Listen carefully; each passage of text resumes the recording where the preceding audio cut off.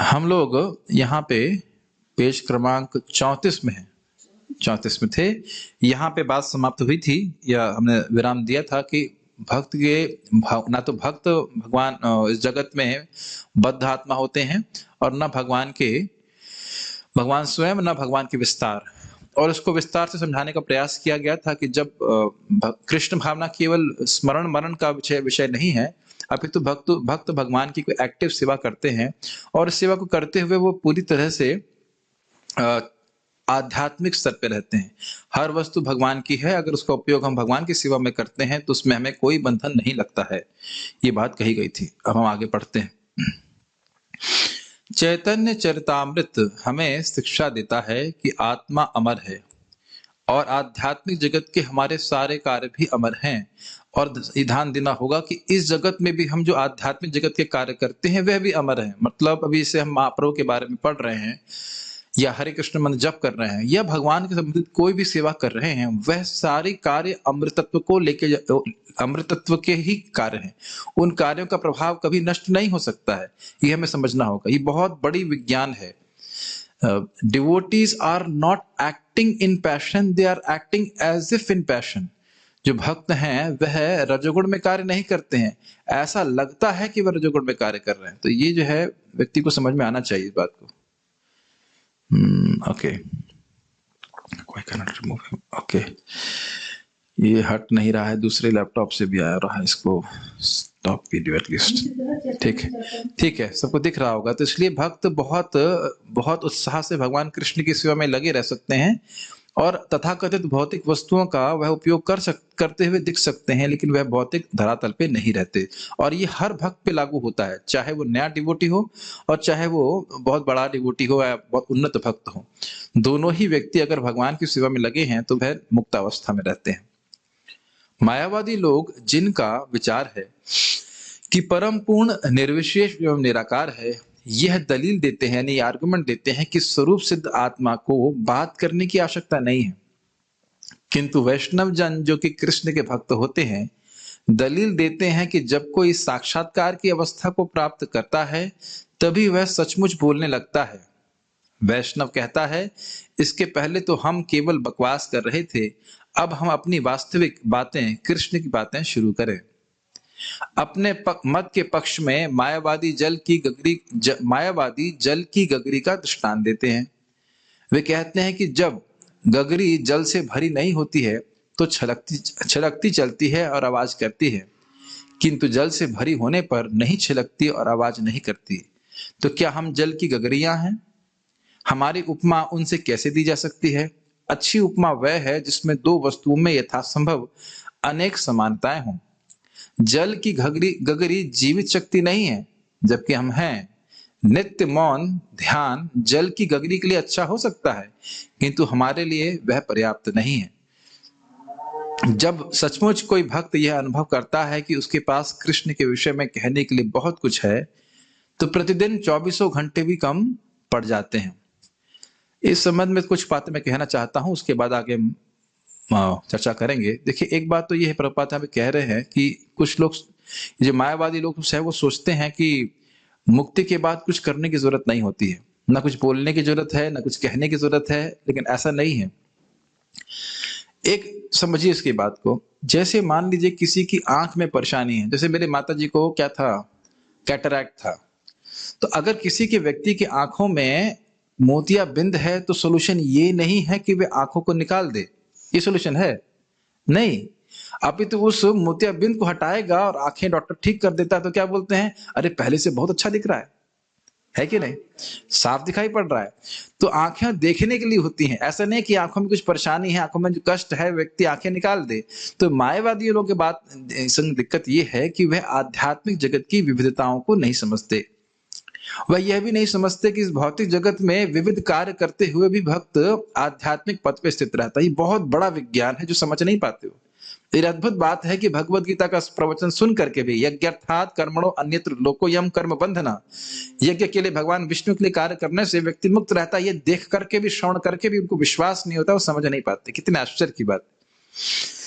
तो हम लोग यहाँ पे एक चीज देख रहे हैं कि भगवान के भक्त बहुत तरह से कार्य करते हुए भी मुक्त अवस्था में रहते हैं। अब श्रील प्रभुपाद उनके उपमा का खंडन कर रहे हैं। कई बार वो इस तरह की बातें बोलते हैं। ये सब प्रवचन वगैरह तभी तक है जब तक व्यक्ति को ज्ञान नहीं होता है। जब ज्ञान हो गया तब बस ऐसा बोलते हैं, ऐसे करके ड्रामा करते हैं, बस और कुछ नहीं, इस प्रकार की बातें बोलते हैं। लेकिन ये मूर्खता की बात है। देखिए, ये मेरा खुद का अनुभव है। अब पता नहीं वो साधु अच्छे थे कि बुरे थे, मुझे नहीं पता। हम लोग अयोध्या गए थे। अब वो किस संप्रदाय के थे, वो मायावादी थे नहीं थे, हमें कुछ पता नहीं, लेकिन वो मौनी थे, कुछ बोलते नहीं थे, अच्छा साधु थे और बड़ी बड़ी दाढ़ी थी। तो मैं भी 100 रुपए का नोट चढ़ा दिया उनके चरणों में। लेकिन मुझे क्या पता कि उनकी भगवान के प्रति क्या धारणा थी। हो सकता है, मैं मान सकता हूं कि वो भगवान के भक्त होंगे, ये भी हो सकता है। लेकिन अगर वो कुछ बोल नहीं रहे हैं तो मुझे कैसे मालूम चलेगा कि वो भगवान के भक्त हैं या मायावादी हैं या किसको क्या विचार रखते हैं। आप मेरी बात समझ रहे हैं? तो साधु को तभी जाना जाता है जब उसका तटस्थ लक्षण प्रकट हो, मतलब वो कुछ बोले, कुछ कार्य करे, कुछ कृष्ण के बारे में कथा करे, कुछ कृष्ण के बारे में बोले, और यह बहुत बड़ी सेवा है, जैसा कि भगवान गीता में बता चुके हैं।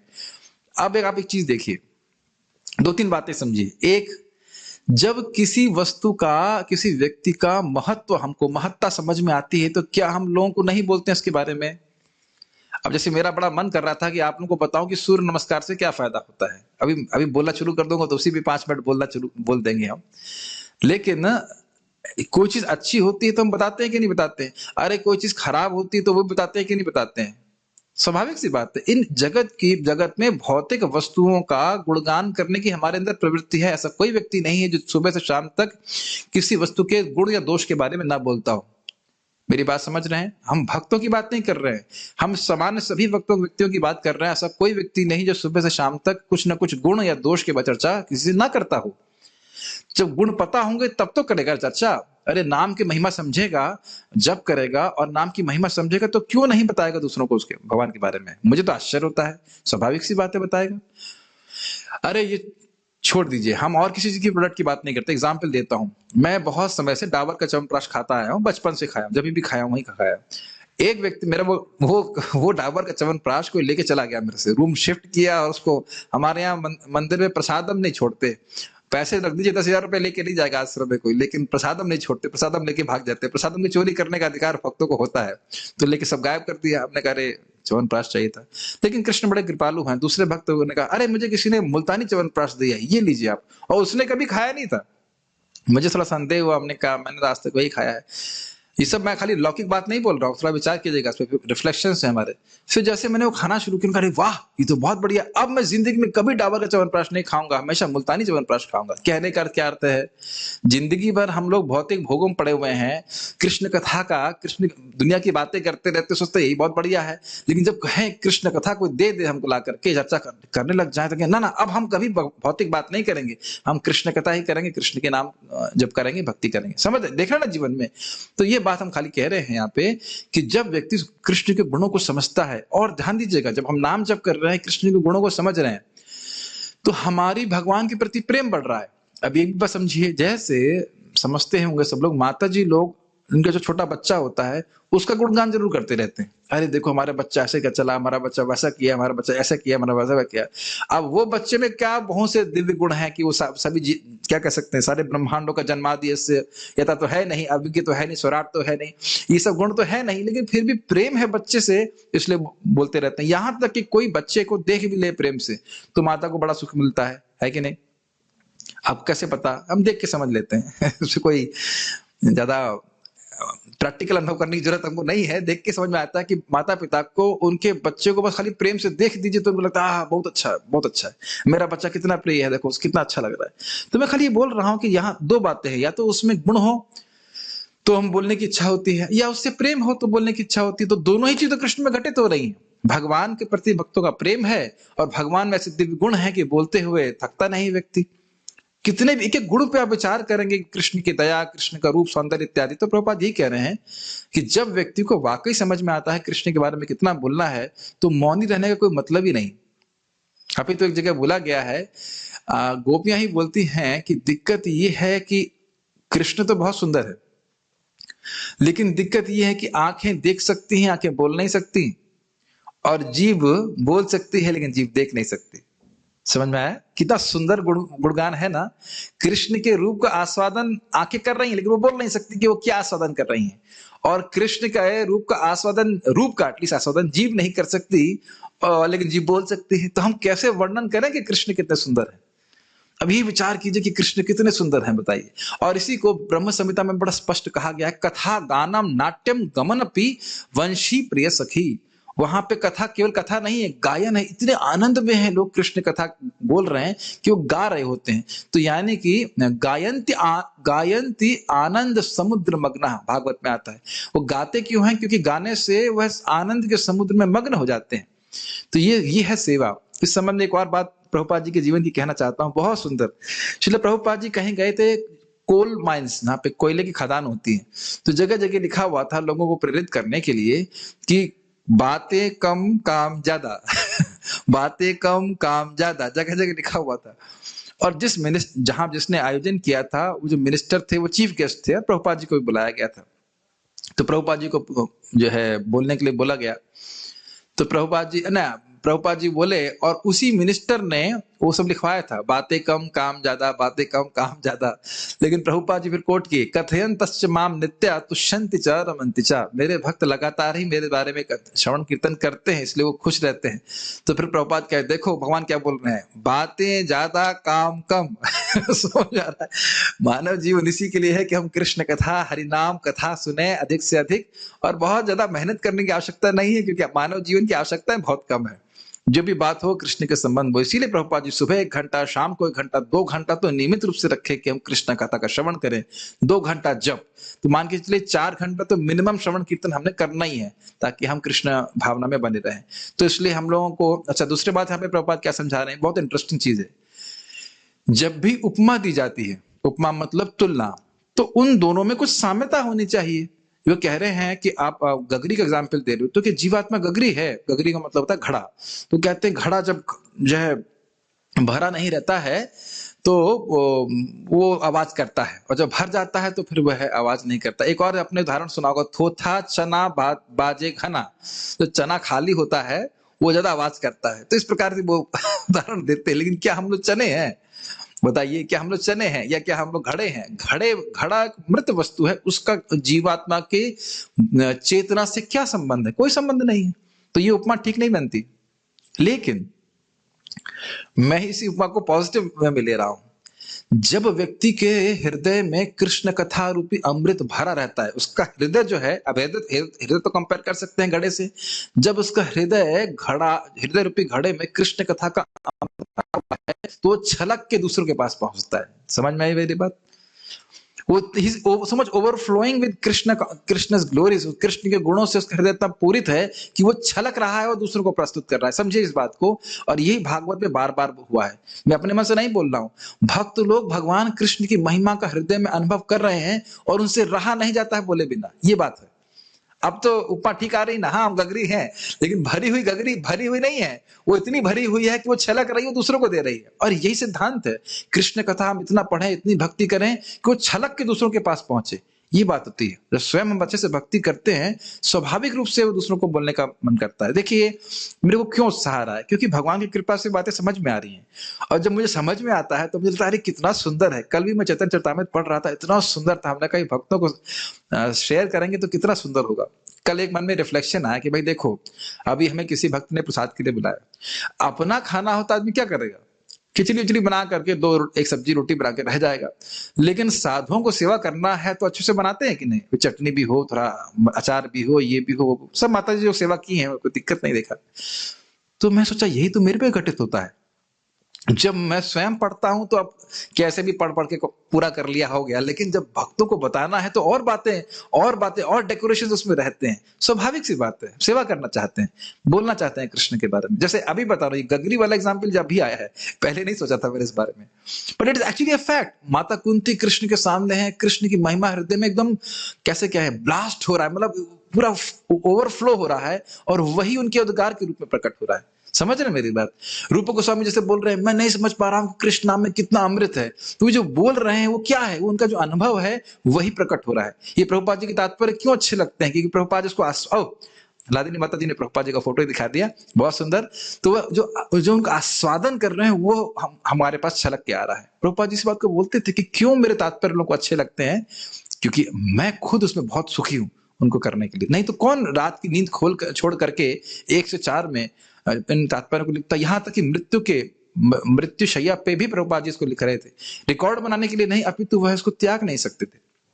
बार बार इस बात को भागवत में आगे बोला जाएगा, जिसका हृदय शुद्ध हो गया है वह कृष्ण कथा को नहीं त्याग पाता। तो वही कृष्ण जब हस्तिनापुर से जा रहे थे वापस द्वारका, तो उनके विरह में सब लोग परेशान हो जाए, इसमें कौन सी आश्चर्य की बात। समझ रहे, कृष्ण कथा इतनी मादक है कि उसको नहीं छोड़ पाता, तो कृष्ण को कैसे छोड़ पाएंगे। समझ रहे हैं। तो ये बातें हैं। तो हम लोग कौन सी गगरी हैं, हम लोग भी भरी हुई गगरी हैं, लेकिन इतनी भरी है कि ओवरफ्लो, नीचे का टैप जो है वो टैप, तो अंदर से टैप है ना कृष्ण का, वो खुला हुआ है। तो इतना अमृत है, इतना अमृत है कि दूसरे को देना चाहते हैं। और अद्भुत बात यह है कि जितना दूसरों को देंगे उतना और बढ़ जाता है, जितना दूसरों को देंगे उतना और बढ़ जाएगा। ठीक है। तो हम लोग भी गगरी हैं, कोई प्रॉब्लम नहीं। हमने गगरी के एग्जाम्पल को पॉजिटिव ले लिया। भक्त लोग हर चीज पॉजिटिव ले सकते हैं। जैसे एक बार एक व्यक्ति ने बोला, सोहम, मैं वही हूं, मतलब मैं ही भगवान हूं। तो एक भक्त ने लिख दिया, दासोहम, मैं दास हूं। तो उसको बहुत चालू था, उसने लिखा सदा सोहम, आगे सा लगा दिया, सदा मैं वही हूं। तो फिर भक्त ने लगा दिया आगे और दा लगा दिया, दास दासोहम, दासों का दास हूं। तो भक्त लोग बहुत बुद्धिमान होते हैं और हर बात को पॉजिटिव में भी ले सकते हैं। तो हम लोग जो है भरी हुई गगरी बनना चाहते हैं, और उतनी भरे कि दूसरों पर छलक कर उनको अमृत प्राप्त हो। हाँ, एक अच्छी बात है कि अगर कृष्ण के बारे में बोलने की योग्यता नहीं है, ठीक से बोलने की योग्यता नहीं है, तो अच्छा है कि वो चुप रहे। जिसे कहते हैं इंग्लिश में, nothing is better than the wrong thing. समझ में आ रहा है। गलत चीज होने से अच्छा है कि व्यक्ति कुछ ना जाने। गलत ज्ञान हो जाने से क्या होगा, जब सही ज्ञान दिया जाएगा तो वह भी समझ नहीं पाएगा। इसलिए ऐसे लोग चुप रहे तो बहुत अच्छी बात है। लेकिन जो किसको कृष्ण कथा के बारे में जानकारी है वो जरूर उसको बोलना चाहिए। ठीक है, ओके। तो ये बात कहना है प्रभुपाद की 24। हाँ, इस पे मैं कुछ कहना चाह रहा था। शिला भक्ति सिद्धांत सरस्वती ठाकुर जी हर दिन एक आध्यात्मिक अखबार, उसका नाम था, नाम भूल रहा हूं मैं, उसको छापते थे, हार्मोनिस्ट ऐसा कुछ छापते थे, सज्जन तोषणी, मैं नाम भूल रहा हूं, लेकिन हर दिन छापते थे। तो एक व्यक्ति ने कहा, अरे आप रोज अखबार कैसे छाप पाते हैं, आध्यात्मिक अखबार। तो उन्होंने कहा कि इस जगत में सब कुछ जड़ है, और एक ही शहर की न्यूज छापने के लिए या एक देश की न्यूज छापने के लिए कितने अखबार छपते हैं डेली। जड़ जगत की न्यूज, जिसमें आहार निद्रा भय मिथुन के बाहर कुछ भी नहीं है। आप कभी किसी न्यूज को देख लीजिए, इसके बाहर वो कुछ सोच ही नहीं सकते। तो उसके लिए इतने अखबार हैं। तो आध्यात्मिक जगत में तो इतनी न्यूज है जो वाकई न्यू है, ओल्ड कुछ भी नहीं है। तो उसके लिए तो मैं हर क्षण अखबार छापना चाहिए। यहाँ तो हम केवल एक दिन में एक ही अखबार छाप रहे हैं। तो आप समझ रहे हैं कि उन्हें कितना ज्ञान होगा कृष्ण के बारे में। आपने परम पूज्य राधा कुंज महाराज जी के प्रवचन सुने, अद्भुत हो जाता है, महाराज कितना जानते हैं। और उसके बाद महाराज बोलते भी हैं, जितना मैं पढ़ता हूं उतना सबको समझ में नहीं आता, और जितना समझ में आता उतना मैं बोल नहीं पाता। इतना विस्तार है, इतना विस्तार है कृष्ण के बारे में, है कि नहीं। भगवान की केवल आंखों पे महाराज बता रहे थे, कवियों ने 100 पद लिख दिए हैं। अब बताइए, और एक एक पद पे आप विचार करेंगे तो पूरा जीवन बीत जाए मानो। तो इसलिए कृष्ण का कथा जो है ये अनंत है। जैसे भगवान अनंत शेषनाग 1000 मुख से अनादि काल से भगवान कृष्ण का गुणगान कर रहे हैं, लेकिन आज तक उनकी महिमा का पार नहीं पा पाए। तो इसलिए कृष्ण कथा आकाश की तरह है, उसमें कोई लिमिट नहीं है। तो अब कितना उड़ना चाहते हैं आप, उड़ते रहिए, कोई दिक्कत नहीं है। ठीक है। तो ये सब पॉइंट्स यहाँ पे हमने सीखे। जो मूर्ख होता है उसकी ख्याति तब तक रहती है जब तक वह मौन रहता है, क्योंकि उसका मौन भंग होते ही उसकी पोल खुल जाती है। जैसे एक कौवा ले लीजिए और एक कोयल ले लीजिए। ठीक है, एकदम स्पष्ट उदाहरण समझ में आ रहा है। तो एक कौवा भी काला और कोयल भी काली। तो अब उनमें उनकी गुणवत्ता में अंतर हम तभी समझेंगे जब वो बोलना शुरू करेंगे ना। और अद्भुत बात यह है कि कौवा, आप जानते हैं कौवा कहाँ बैठता है, वो जहाँ गंदी वस्तु होती है वहीं जाता है, कहता है काव काव काव काव, मतलब बहुत अच्छी वस्तु है, आओ आओ आओ भाइयों आओ, की चर्चा करेंगे। इसी को हम लोग भागवत में पढ़ेंगे आगे जाकर के कि तदवा तद वायसम तीर्थम उशंति मानसा, वो वायस तीर्थ है, कौवों का तीर्थ है, जिसमें कामुक विषयों की चर्चा होती है और बड़े कौवे इकट्ठे होते हैं। लेकिन एक हंस भी 100 कौवों पे भारी है। समझ रहे हैं? जो हंस का टेस्ट है वह 100 कौवों के टेस्ट से कंपेयर नहीं कर सकते कि 100 कौवे अगर किसी मृत जानवर को खाने के लिए बैठे हैं और एक हंस कमल की नाल में आनंद ले रहा है तो कौवे श्रेष्ठ हो गए। समझ में आ रही बात? ऐसा नहीं होता है। हंस की श्रेष्ठता हमेशा सिद्ध रहती है। तो इसलिए जो लोग श्रीमद् भागवतम, भगवद गीता, चैतन्य चरितामृत को श्रवण करने में रुचि रखते हैं वो बहुत कम होंगे। ये तो भगवान पहले से ही बोल रहे हैं, लेकिन उनकी कोई तुलना नहीं है इन कौवे जैसे लोगों से जो कृष्ण के व्यतिरेक में बात करना चाहते हैं। चैतन्य चरितामृत दिखलाता है कि परमेश्वर के यशोगान से अनेक अद्भुत बातों का पता चलता है। आप लोग चकित हो जाओगे।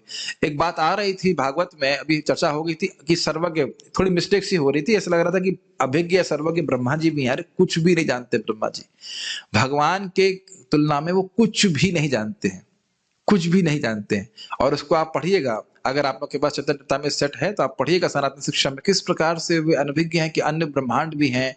फिर भगवान को दिखाते हैं किस प्रकार से और ब्रह्मांड हैं, कितने बड़े बड़े ब्रह्मा हैं जो भगवान की आज्ञा से चल रहे हैं। तो अब जो अभिज्ञ का अर्थ हमने भागवत में लिया था वह इसका अर्थ है स्वराट, अर्थेषु अभिज्ञ।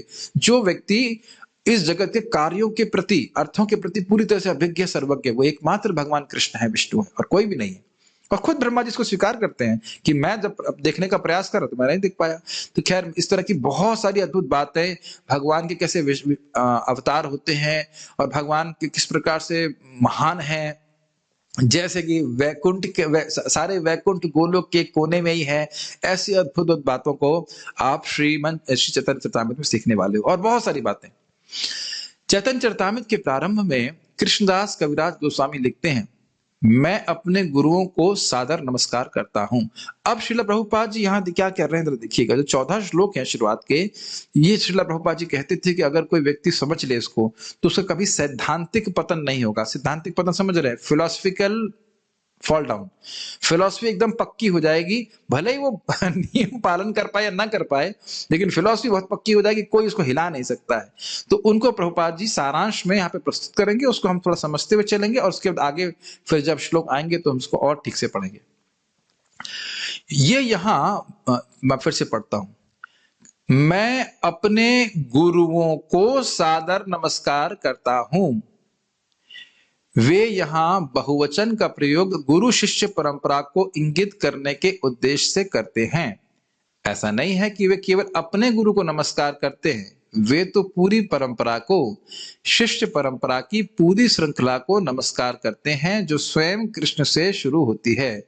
इस प्रकार गुरुओं शब्द के संबोधन से समस्त पूर्ववर्ती गुरुओं के प्रति लेखक का अतीव सम्मान प्रदर्शित होता है। क्या आपको याद है, ये मैंने बात बताई थी कि श्रील व्यासदेव जी भी हमारे शिक्षा गुरु हैं, श्रील रूप गोस्वामी पाद भी हमारे शिक्षा गुरु हैं, क्योंकि उनकी शिक्षाओं को हम ग्रहण करके चलते हैं। समझ में आ रहा है? बात आ ही रही होगी। तो दीक्षा गुरु हमारे जीवन के हैं, लेकिन शिक्षा गुरु अनेक हो सकते हैं और अनेक होते ही हैं।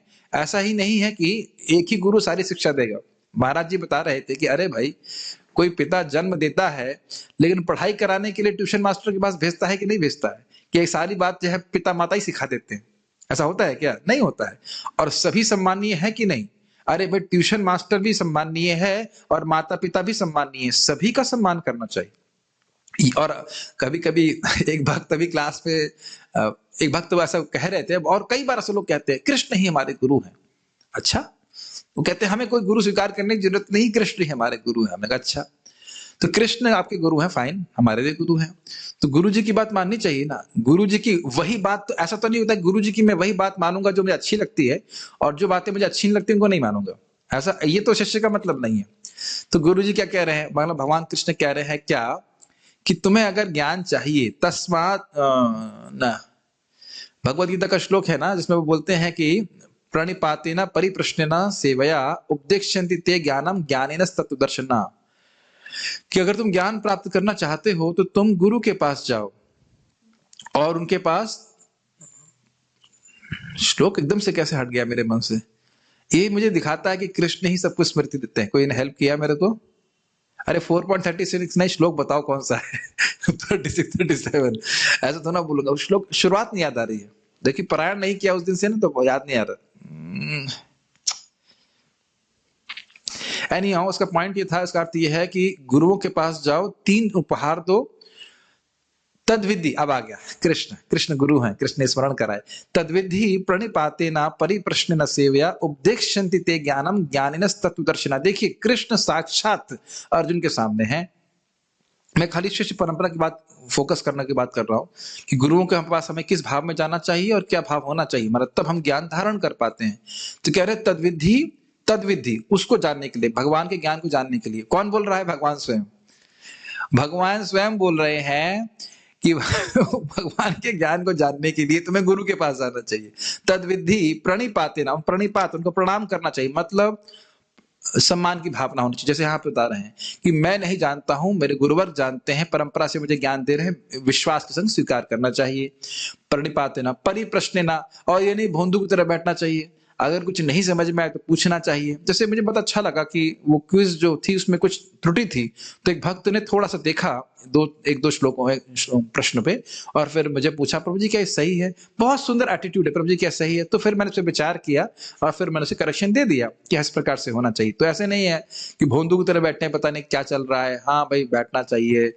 जैसे होता है कि बुरा मत मानने के लिए बहुत जगह जगत में कर्मकांड चलता है, और लोग केवल इसीलिए जाते हैं कि जब हमारे यहाँ होगा तो लोग आएंगे नहीं, है कि नहीं? लेकिन इस तरह से नहीं सुनना चाहिए, विषय वस्तु क्या है, क्या बात हो रही है। तो परिप्रश्न लेना, परिप्रश्न लेना, कोई विषय वस्तु हो रहा है उसके संबंध में प्रश्न करना चाहिए। एक बार महाराज जी प्रवचन कर रहे थे, राधा गोविंद महाराज जी, और एक माता जी बोलती हैं, महाराज जी पूछा प्रश्न है कोई? बहुत बुढ़ी माता जी थी, बोली हम मंदिर में गए थे, हमारा पर्स कोई चुरा ले गया। तो महाराज बोले हम क्या करेंगे, तुम्हारा पर्स चुरा लिया तो हम क्या करेंगे? तो ऐसा असंगत प्रश्न भी नहीं करना चाहिए। एक बार ऐसे ही प्रभुपाद जी से कोई पूछ रहा था से कुछ अजीब सा प्रश्न, तो प्रभुपाद जी बोले क्या तुम समझते हो, do you think I am a question answer box? Do you think I am a question answer machine? क्या समझ रखा है तुमने? उस वक्त प्रभुपाद का मूड ऐसा था। तो संगत प्रश्न करना चाहिए कि जो आज की क्लास के संबंध में हो ऐसे करे। व्यक्तिगत प्रश्न अलग तरह से किए जा सकते हैं। तो परिप्रश्न यानी जिज्ञासु होता है। मेन थिंग इज जब हम साधुओं के पास जाते हैं, शास्त्र के पास जाते हैं, जब हमारा प्रश्न होता है, then we have a relationship. If we have a question then we have a relationship. समझ में आया? तो ये बात होगी और उसके बाद सेवा। अगर मैं कुछ सेवा कहते हैं करने के लिए, तो सेवा करने के लिए उद्यत होना चाहिए। सेवा का स्वरूप अलग अलग हो सकता है, लेकिन यथा कामम यथा कालम, जैसा काल है जैसे सेवा है उसके अनुसार करेंगे। जैसे माता जी लोग अगर उनके गुरु सन्यासी हैं, और अन्यथा भी उनके पांव ने स्पर्श नहीं कर सकते, पांव को दबा नहीं सकते, लेकिन कपड़े धुल सकते हैं कि नहीं, खाना बना सकते हैं कि नहीं, ऐसा हो सकता है। तो यथा कामम यथा कालम उसके अनुसार सेवा करना चाहिए। तो हम खाली बात ये कर रहे थे कि गुरुओं के पास जाने की आज्ञा तो भगवान कृष्ण ही दे रहे हैं। इसलिए ये कहना कि कृष्ण ही मेरे गुरु हैं और मैं वैष्णवों की से शिक्षा प्राप्त नहीं करूंगा, ये मूर्खता है। व्यक्ति कुछ ठीक से ज्ञान समझ नहीं पाएगा। ठीक है ना? भगवान स्वयं ही बोल रहे कि मेरा ज्ञान प्राप्त करने के लिए गुरु के पास जाओ। गुरु शिष्य परंपरा को, और सभी गुरु। देखिए एक और बात में इंपॉर्टेंट है, बहुत इंपॉर्टेंट वैष्णव एटिकेट की बात आ रही है कि इस भक्ति के जीवन में आप देखोगे कि एक ही गुरु हर चीज नहीं सिखाता। जैसे मैंने आप लोगों को तिलक लगाना नहीं सिखाया है कि नहीं? तिलक लगाना कोई वो भक्त सिखाया होगा आपको, मैंने नहीं सिखाया। डेफिनेटली मैंने नहीं सिखाया है, इसके ट्यूटोरियल मैंने नहीं बनाए हैं। तो वह भी व्यक्ति आपका गुरु हुआ कि नहीं हुआ? तिलक लगाकर कृष्ण को संतुष्ट किया जाता है कि नहीं किया जाता है? या कृष्ण को कैसे भोग लगाते हैं, ये भी मैंने व्यक्तिगत रूप से नहीं सिखाया, किसी भक्त ने सिखाया आपको। तो वह सब हमारे गुरु हैं, और वह हमको हमारे लिए सम्मानीय। किसी भी तरह से हमारी मदद किसी ने भक्ति में करी, बहुत कठिन प्रैक्टिस है, तो वह हमारा गुरु है, हमें उसका सम्मान करना चाहिए। जीव गोस्वामी ये बात बोलते हैं कि एक श्लोक भी किसी ने समझाया है तो उसका सम्मान करना चाहिए, वो गुरु है। अच्छा प्रभु जी अपनी बात कर रहे हो? नहीं, सिद्धांत बोल रहा हूं। गुरु नहीं मानते हम अपने आप को, हम तो सेवक ही मानते हैं अपने आप को, और आनंद आता है चर्चा करने के लिए बस। और गुरु कुछ नहीं मानते। प्रभुपाद जी बोले भी है, प्रभुपाद जी नहीं, भक्ति सिद्धांत ठाकुर जी, जो व्यक्ति अपने को गुरु मानता है वो गुरु नहीं, वो गोरू है, गाय है। So we don't never, but we should always consider any, जो भी व्यक्ति हमको कृष्ण भावना में मदद कर रहे हैं वो निश्चित रूप से हमारे गुरु हैं। समझ रहे हैं मेरी बात? ओके। तो परंपरा में जो भी भक्त हमको सिखा रहे थे, ये तिलक भी जिस तरह से लगाया है तो परंपरा में लगाया है ना, अपने मन से मनगढ़ंत तरीके से तो नहीं हमको लगा रहे हैं। तो जो भी हमको परंपरा में ज्ञान दे रहे हैं, हेल्प कर रहे हैं, वो हमारे गुरु हैं, उनका हमें सम्मान करना चाहिए। हमारे गुरु महाराज संबंध में बोल रहे थे, Krishna will take our devotional service seriously when he sees how much we are grateful to those who have helped us in any way in Krishna consciousness. Krishna भावना में कृष्ण हमारी भक्ति को तब गंभीरता से लेंगे जब वो देखेंगे कि हम कितने कृतज्ञ हैं उन लोगों के प्रति जिन्होंने किसी भी तरह से कृष्ण भावना में हमारी मदद करी है। ठीक है, ओके, विल गो फॉरवर्ड। तो हम ये गुरु शिष्य परंपरा के बारे में बोल रहे हैं। तो गुरु केवल एक नहीं होते हैं, बहुत सारे गुरु होते हैं। गुरु शिष्य परंपरा को नमस्कार करने के बाद लेखक अन्य भक्तों को, स्वयं भगवान को, उनके अवतारों को, ईश्वर के विस्तारों को तथा कृष्ण की अंतरंग शक्ति के प्रकाश को प्रणाम कर रहे हैं। किन किन लोग कर रहे हैं जरा देख लेते हैं। सभी भक्तों को, क्योंकि हर भक्त तो आपको शिक्षा देगा भी नहीं, लेकिन फिर भी उनको प्रणाम कर रहे हैं। हर भक्त को, नए भक्त हो चाहे बड़ा भक्त हो, सबको प्रणाम कर रहे हैं। स्वयं भगवान कृष्ण को, भगवान कृष्ण के अवतारों को, तीसरा ईश्वर के विस्तारों को। देखिए, ये समझना होगा कि भगवान के सारे अवतार भगवान के स्वांश नहीं होते हैं। ईश्वर के विस्तार का मतलब हो गया विष्णु तत्व, और सारे विष्णु तत्व इस जगत में अवतरित भी नहीं होते हैं। तथा कृष्ण की अंतरंगा शक्ति के प्रकाश को प्रणाम करते हैं। फिर से याद कर लिया जाए, हम लोग यहाँ पे देखते हैं, पहले उन्होंने गुरुओं को प्रणाम किया, सारे गुरुओं को, उसके बाद सभी भक्तों को। बस जिन भक्तों से आप मिले नहीं हो वो तो आपके गुरु नहीं है ना, लेकिन फिर भी उनको प्रणाम कर रहे हैं। ठीक है, उसके बाद भगवान स्वयं भगवान कृष्ण को, उनके सभी अवतारों को जिनको हमने देखा या नहीं देखा, या जाना या नहीं जाना, और उनके विष्णु स्वरूपों को 5, और छठे हो गई उनकी अंतरंगा शक्ति को। याद हो रहा है आपको? ये क्विज का प्रश्न बन जाएगा। 6 चीजों को नमस्कार करना है पहले श्लोक में, आप बताएंगे। ठीक है, पहले से एग्जाम ले रहे, इट्स वेरी इंपॉर्टेंट। ठीक है, ये अभी हम जो है इसका व्याख्यान अधिक इसलिए नहीं कर रहे हैं क्योंकि जब श्लोक सामने आएगा तो हम और उसको समझाएंगे। अभी खेल इसको नटशल में समझ रहे हैं। भगवान चैतन्य महाप्रभु, जो कभी कभी कृष्ण चैतन्य भी कहे जाते हैं, इन सब के मूर्त रूप हैं, मतलब एक साथ कंबाइंड। वे एक साथ भगवान, गुरु, भक्त, अवतार, अंतरंगा शक्ति तथा ईश्वर के विस्तार हैं। बहुत सुंदर है। देखिए ये क्या कहना चाहते हैं, पहले पढ़ लेता हूं फिर समझाता हूं। वे अपने पार्षद नित्यानंद के रूप में ईश्वर के प्रथम विस्तार हैं। अद्वैत के रूप में वे अवतार हैं। गदाधर के रूप में वे अंतरंगा शक्ति हैं, और श्रीवास के रूप में वे भक्त की भूमिका में तटस्थ जीव हैं। इस तरह कृष्ण को अकेला नहीं सोचना चाहिए, अपितु अपने समस्त सनातन प्राकट्यों के साथ विद्यमान मानना चाहिए, जैसा कि रामानुजाचार्य ने बताया है। विशिष्टाद्वैत दर्शन में ईश्वर की शक्तियां, विस्तार तथा अवतार विविधता में एकता माने जाते हैं। दूसरे शब्दों में, ईश्वर इन सबों से अलग नहीं है, ये सब मिलकर ईश्वर कहे जाते हैं। ये बड़ा इंटरेस्टिंग पॉइंट है, समझाने का प्रयास करते हैं। देखिए, महाप्रभु स्वयं भगवान कृष्ण हैं या नहीं है? हैं। ठीक, क्लियर। नित्यानंद प्रभु उनके प्रथम विस्तार यानी बलराम जी। उसके बाद अद्वैताचार्य जी भक्त हैं, वो अवतार के रूप में आए हैं, तो वो महाविष्णु के अवतार हैं। उसके बाद गदाधर स्वयं श्रीमती राधा रानी के अवतार हैं, तो हो गया अंतरंगा शक्ति। और श्रीवास ठाकुर नारद जी हैं, जो जीवों को रिप्रेजेंट करते हैं, और वह सभी भक्तों की भूमिका में है। यानी कि इन सबको, ये सभी लोग भगवान से अभिन्न हैं। अचिंत भेदाभेद तत्व आप कई बार सुने हैं। भगवान नित्यानंद तो स्वयं स्वरूप ही हैं भगवान कृष्ण के। बलराम जी तो भगवान से अभिन्न ही है, साक्षात उनके स्वरूप ही हैं, दूसरे स्वरूप कह लीजिए। तो ये पांचों मिल करके एक तत्व कहा जा रहा है। समझ में आ रहा है? ये नहीं सोचना चाहिए कि जो भगवान के भक्त हैं वो भगवान से अलग हैं। भगवान के भक्तों का अपराध कोई करता है तो भगवान के प्रति अपराध होता है, या किसी अवतार के प्रति अपराध कर रहा है तो भगवान के ही प्रति अपराध हो रहा है। तो प्रभुपाद यहाँ समझा रहे हैं कि श्रील रामानुजाचार्य जी के विशिष्ट अद्वैत या अचिंत भेदाभेद जो हम कहते हैं, उनमें कोई भेद नहीं देखना चाहिए। यही सच्चे भक्त का लक्षण है।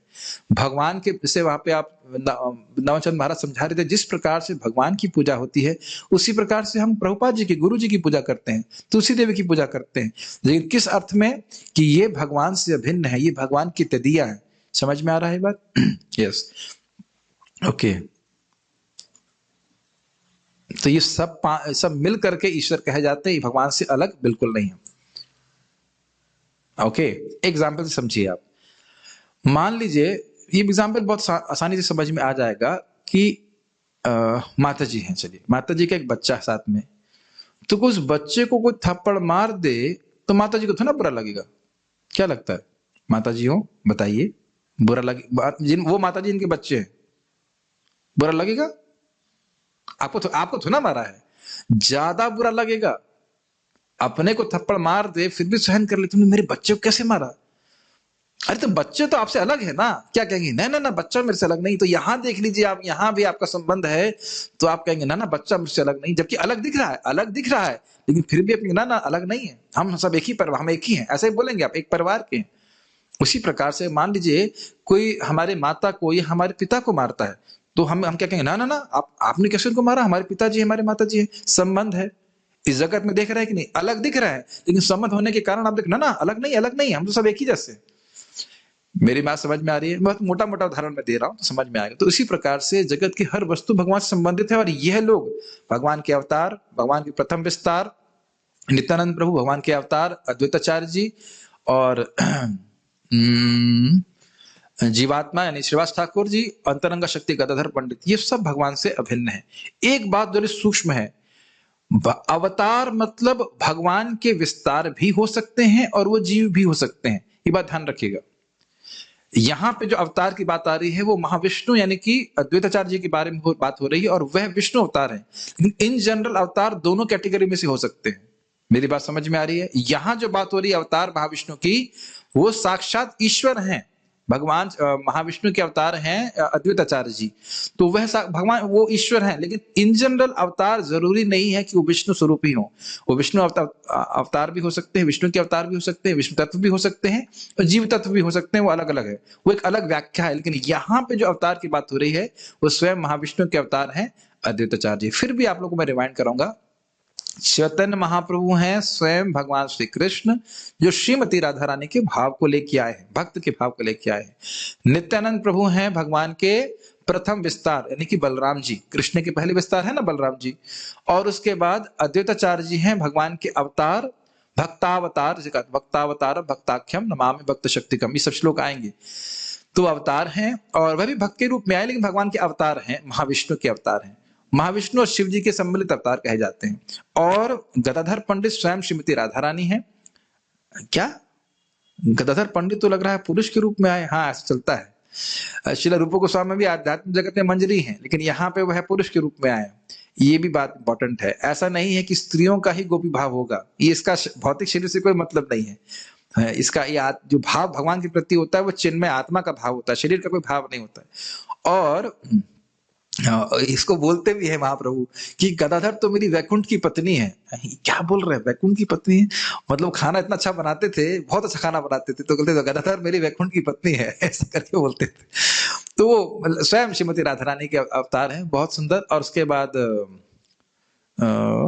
लास्ट में श्रीवास ठाकुर जी जीव तत्व नारद जी के अवतार हैं, तो सभी जीवों को वह रिप्रेजेंट करते हैं, नेतृत्व करते हैं। मैं समझता हूँ यहाँ हमारे पास 7 मिनट है, तो हम थोड़ा और चर्चा कर लेते हैं। वास्तव में चैतन्य चरितामृत नए भक्त के लिए नहीं है, क्योंकि यह आध्यात्मिक ज्ञान का स्नातकोत्तर अध्ययन है। आदर्श रूप में मनुष्य को भगवत गीता से प्रारंभ करता है, और श्रीमद् भागवत से आगे बढ़ता है, और फिर चैतन्य चरितामृत का अध्ययन करता है। यद्यपि ये सभी महान शास्त्र एक जैसे परम स्तर पे हैं, किंतु तुलनात्मक अध्ययन की दृष्टि से चैतन्य चरितामृत सर्वोच्च स्तर पे माना जाता है। इसके प्रत्येक श्लोक की रचना पूर्ण है। ये बहुत इंपॉर्टेंट बात है। तो फिर आप कहोगे प्रभु जी, जब हम तो न्यू डिवोटी हैं, क्या श्रीला प्रभुपाद जी भी जीव अवतार हैं? जीव अवतार नहीं, वो जीवात्मा है। उन्होंने कभी नहीं बोला कि वो कृष्ण है। अपितु जब वो यहाँ इस धरती पे थे तो कुछ लोग बोलने लगे, हल्ला करने लगे, आप लीला में तो पढ़ेंगे कि कृष्ण प्रभुपाद जी भगवान है। प्रभुपाद ने उनको इस्कॉन से बाहर कर दिया। प्रभुपाद जी ऐसे बहुत कृपालु थे, लेकिन ये बात बिल्कुल सहन नहीं कर सकते, एकदम नहीं। लेकिन प्रभुपाद जी हैं कौन ये हम नहीं जानते। प्रभुपाद जी पूछा गया कि आप हैं कौन, तो प्रभुपाद जी ने कहा, अगर मैं तुमको बता दूंगा तो तुम बेहोश हो जाओगे। ये समझ लीजिए कि प्रभुपाद जी भगवान के नित्य पार्षद है, इतना समझ में आना चाहिए। जो एक भक्त को बोले थे ना कि तुम यहाँ वृंदावन में गुरु कृपा प्रभु को बोले कि तुम यहाँ भगवान का मंदिर बना रहे हो, और गोलोक में तुम्हारे लिए मकान बन रहा है, कृष्ण बना रहे हैं, मैं देख सकता हूं। तो हम लोग कल्पना नहीं कर सकते, सेनापति भक्त हैं वो नित्यानंद प्रभु के। वी डू नॉट नो, मैं ये भी कहूंगा तो अपराध बनेगा, क्योंकि हम ये कहेंगे कि वो जीवात्मा है, ये भी अपराध बनेगा। क्यों अपराध बनेगा? क्योंकि नित्यानंद प्रभु के पार्षद द्वादश गोपाल ये जीव नहीं होते, इस सामान्य जीवात्मा नहीं होती, वह भगवान की शक्ति की विस्तार है। तो प्रभुपाद जी हम उस पर कोई अटकलबाजी नहीं करना चाहेंगे। कौन है हम नहीं जानते, वो तब जानेंगे जब वहां पहुंचेंगे। तो इसलिए हरे कृष्णा करते रहिए, तो अपने उस प्रश्न का उत्तर अपने आप मिल जाएगा। समान जीव तो बिल्कुल ही नहीं है, बिल्कुल ही नहीं है।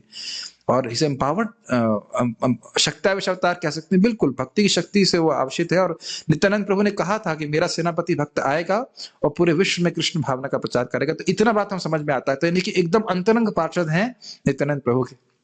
जैसे नित्यानंद प्रभु के एक पार्षद थे, वो उनका नाम था अभिराम गोपाल। वो बड़े मजेदार थे, वो जिसको छड़ी मारते थे उसे कृष्ण प्रेम मिल जाता था, इतना सुंदर। ऐसे ऐसे ऐसे उनके पार्षद हैं। तो नित्यानंद प्रभु के पार्षद, मैं तो यही मानूंगा कि वो नित्यानंद प्रभु के पार्षद है, नित्यानंद के प्रभु, उसमें कोई मतलब संदेह नहीं है। जिस प्रकार से महाप्रभुपाद की कृपा थी, और एक बार प्रभुपाद से किसी ने पूछा कि एक व्यक्ति कई बार भागा फिर वापस आ जाता था, 11 बार भागा वापस आ जाता था, तो प्रभुपाद फिर उसको रख लेते थे। तो फिर प्रभुपाद की कृपा कहाँ से आ रही है, इतनी कृपालु आप कैसे हो? तो क्या है, नित्यानंद प्रभु से। तो हम तो यही मान रहे हैं कि नित्यानंद प्रभु के पार्षद है। बाकी डिटेल्स जो भी, और ये मतलब गलत तो नहीं दिखता है, और सेनापति भक्त है। अब जो कुछ आगे क्या है वो तो हमें वहां जाके मालूम चल जाएगा। तो अच्छा होगा हम सब लोग वहां पहुंच करके इस प्रश्न का उत्तर करें, है ना माता जी? आपका प्रश्न था, तो भगवान करे आप आध्यात्मिक जगत जाओ और वहां जाकर समझ जाओ। किसी ने बोला हम प्रभुपाद, हम जब आध्यात्मिक जगत में पहुंचेंगे तो कैसे पहचानेंगे कि आप प्रभुपाद है? कहते हैं कोई दिक्कत नहीं, तुम समझ जाओगे, everything will be all right. तो इस प्रकार से हम लोग समझ रहे हैं। और देखिए चैतन्य चरितामृत में कुछ प्रसंग आएंगे जो कठिन लगेंगे, लेकिन आप जैसे मैं समझता हूँ 16 माला जब कर रहे हो, भक्ति कर रहे हो, भागवत भी समझ ही लेते हो। जब कठिन कठिन बातें आती हैं तो मुझे पूरा विश्वास है कि आप लोग समझेंगे, और जहां जहां कठिनाई होगी वहां हम आपकी मदद करने का प्रयास करेंगे। Okay, so I shall stop here. We have some time for prasadam. Nityananda Prabhu ji mention which chapter? पुस्तक है आपके पास? अभी ये कोई प्रश्न उत्तर देगा तो तभी तभी उसका उत्तर दूंगा जब वो हमसे पुस्तक खरीदेगा, नहीं तो नहीं, नहीं तो उत्तर नहीं देंगे। यस माता जी, बस 1 सेकेंड, 1 सेकेंड, 1 मिनट।